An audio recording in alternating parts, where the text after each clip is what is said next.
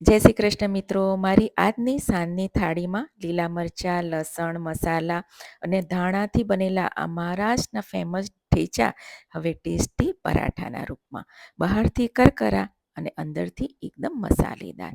તો બધી તૈયારી થઈ ગઈ છે. સૌથી પહેલાં આપણે એક માટીની તવી લઈશું અને એમાં 1 ચમચી તેલ, 1 ચમચી જીરું, 10થી 12 લસણની કળી, આદુનો ટુકડો નાખીશું, 1/4 કપ સિંગદાણા અને 4થી 5 તીખા મરચાં, 1 ચમચી સૂકા ધાણા નાખીને અને શેકી લેવાનો છે. બરાબર મસાલો શેકાઈ જાય ત્યારબાદ એમાં 1 મોટી ચમચી તલ નાખીશું, એને પણ સાંતળી લઈશું.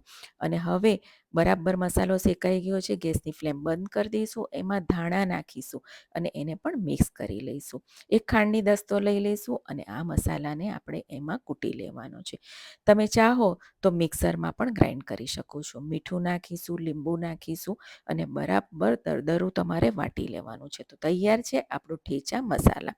હવે લોટને મેં બાંધી લીધો હતો, એમાંથી 2 મોટી આપણે રોટલી વણવાની છે. એક લવાને આપણે કોરા લોટમાં લઈ લઈશું અને એમાંથી મોટી રોટલી આપણે વણી લેવાની છે. રોટલી વણાઈ જાય એટલે એને એક પ્લેટમાં કાઢી લઈશું અને બીજી રોટલીને પણ આપણે એ સાઇઝમાં જ આપણે વણી લેવાની છે. તમે ચાહો તો એક રોટલીમાં પણ સ્ટફ કરીને બનાવી શકો છો. હવે આપણે એક રોટલી પર લગભગ 2 ચમચી જેટલું સ્ટફિંગને આ રીતે સ્પ્રેડ કરી લઈશું. એની ઉપર બીજી રોટલી નાખીશું અને એને પણ દબાવી અને પછી આ રીતના આપણે 4 કટ આપી દેવાના છે અને એના આ રીતે રોલ કરી લઈશું.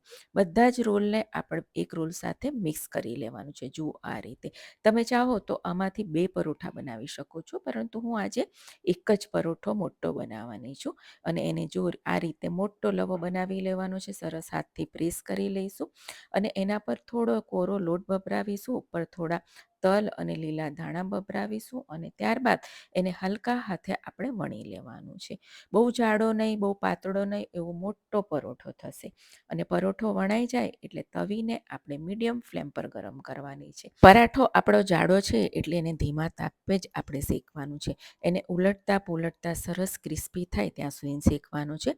ઉપર આપણે ઘી લગાવીશું. તમે તેલ પણ લગાવી શકો છો, પણ ઘીનો ટેસ્ટ ખૂબ જ સરસ આવે છે. ઘી લગાવ્યા બાદ એને આ રીતે પ્રેસ કરી અને સરસ ક્રિસ્પી થાય ને ત્યાં સુધી શેકી લેવાનો છે. જુઓ પરોઠો આપણો સરસ શેકાઈ ગયો છે અને ક્રિસ્પી પણ થઈ ગયો છે. હવે એને કાઢી લઈશું અને આ રીતે આપણે એને સરસ ક્રશ કરી લઈશું અને મેં આજે દહીં સાથે અને તીખી લાલ ચટણી સાથે સર્વ કર્યા છે. આ પરાઠાને તમે ખાશો ને તો તમે ગરમા ગરમ ભજીયાને પણ ભૂલી જશો, એટલું ટેસ્ટી બને છે. તો ચોક્કસથી ટ્રાય કરજો. આવજો.